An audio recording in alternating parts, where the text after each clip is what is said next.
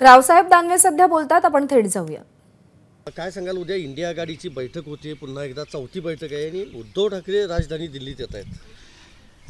India आघाडीची राजधानीत होणारी बैठक ही काही पहिली बैठक नाही आहे. पहिली बैठक बिहारमध्ये झाली. खरं तर ह्या बैठकीचं आयोजन नितीश कुमारने केलं होतं आणि बैठकीचा उद्देश होता की इंडिया आघाडीची स्थापना करून भारतीय जनता पक्षाचा पराभव या 24च्या निवडणुकीत कसा करता येईल, हा खरा बैठकीचा उद्देश होता.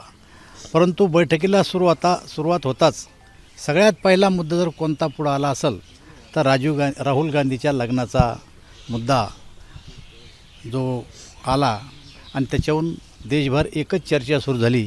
ही बैठक काही गांभीर्यानं ही बैठका घेत नाही. दुसरी बेंगलोरला झाली, तिसरी मुंबईला झाली आणि आता चौथी बैठक ही दिल्लीला होत आहेत. परंतु आपल्या लक्षात आलं असेल की प्रत्येकाने आपलं जे मत व्यक्त केलं आहे तर ते कोणी विषेपणेला चाललं आहे, विपक्षणाला चाललं आहे, तर कोणी ऑनलाईन येणार आहेत, कोणी अगोदर प्रधानमंत्र्याला भेटणार आहे आणि मग त्या बैठकीला यायचं की नाही ते ठरवणार आहे. याचाच अर्थ असा की या बैठकीमध्ये आता खऱ्या अर्थानं काही राम उरलेला नाही आहे.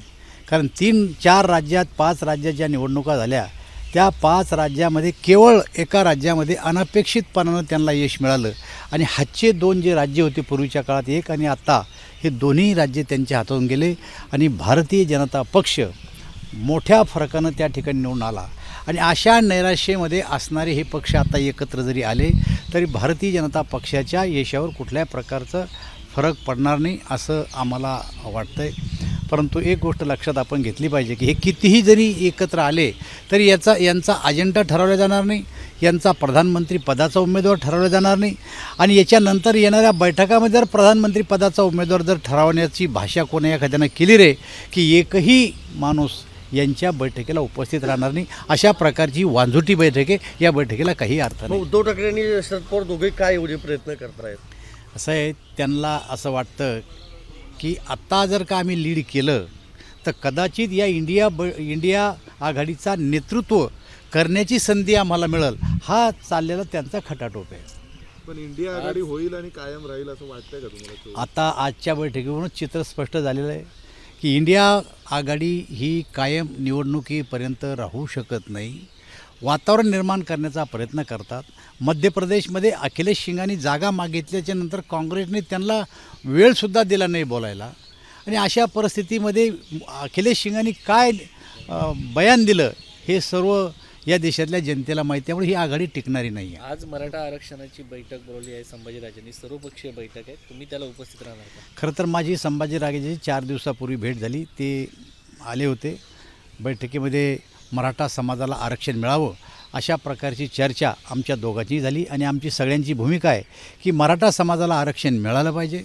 कोणाचंही आरक्षण काढून मराठा समाजाला आरक्षण दिल्यापेक्षा पूर्वी जे आरक्षण देवेंद्र फडणवीसाच्या काळात दिलं होतं तेच आरक्षण दिलं पाहिजे आणि क्युरिटी पिटिशन जे कोर्टामध्ये दाखल आहे ते कोर्टाने स्वीकारलं आणि ज्या काही मुद्द्यावर हे आरक्षण नाकारलं होतं त्या मुद्द्याची पूर्तता करण्याचं काम सरकार करतं आहे आणि आम्हाला अपेक्षा आहे की मराठा समाजाला आरक्षण मिळालं आणि ते आरक्षण मिळाल्यासाठी जो संघर्ष चालला, खऱ्या अर्थानं त्या संघर्षातून मराठा समाजाला आरक्षण मिळाल्याशिवाय राहणार नाही. त्याच्या कुणबीच्या नोंदी सापडतात, त्या नोंदीवरनं भुजबळांनी आक्षेप व्यक्त केला आहे. भुजबळ म्हणतात ते चुकीचे, पण त्याच्यावरती अनेक सरकार हे बघा, जर पूर्वीच्या काळामध्ये अशा प्रकारच्या नोंदी रेकॉर्डवर जर सापडल्या तर त्याला भुजबळाचाही विरोध असण्याचं काही कारण नाही आणि ज्याचा कोणाचा तो अधिकार आहे तो नाकारले जाण्याचं काही कारण नाही. नाकारू नये.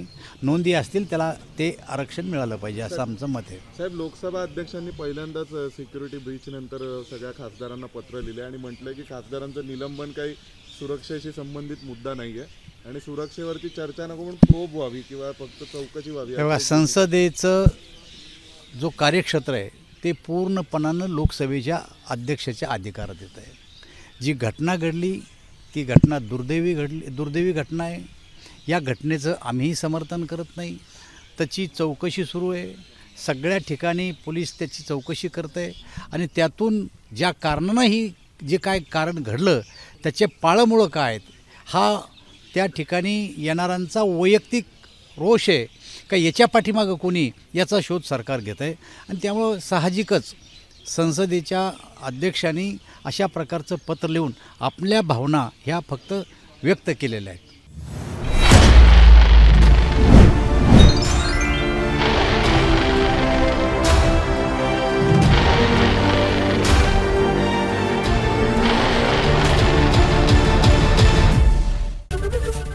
एबीपी माझा, उघडा डोळे बघा नीट.